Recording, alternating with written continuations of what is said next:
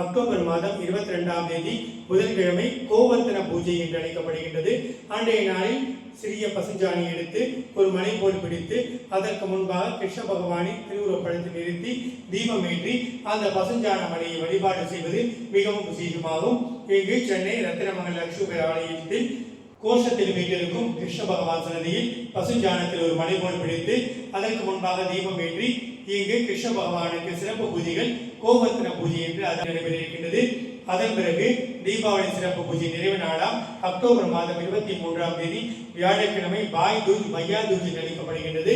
அன்றைய நாளில் சந்திர பகவானை தரிசனம் செய்வதும் சந்திர பகவானுக்கு முடிந்த பாயாசம் செய்து நைவேத்தியம் செய்வதும் தம்முடைய இல்லம் மற்றும் அலுவலகங்களுக்கு சகோதர சகோதரிகளை வரவழைத்து அவர்களுக்கு ஆரத்தி எடுத்து போட்டு வைத்து அவர்களுக்கு பரிசு பொருட்கள் கொடுத்து நாம் மகிழ்விப்பதும் நமக்கு சந்திரபடத்தை அதிகரித்துக் கொள்ள பெருமளவு உதவும். சந்திரபடம் இருந்தால்தான் எண்ணிய காரியங்கள் எளிதில் நிறைவேறும். தீபாவளி சிறப்பு பூஜையில் கலந்து கொண்டு லட்சுமி பேரை தரிசனம் செய்து தம்முடைய வாழ்வில் வளமும் நலமும் பெறலாம். அனைத்து லட்சுமி பேர பக்தர்களுக்கும் தீபாவளி சிறப்பு நல்வாழ்த்துக்கள்.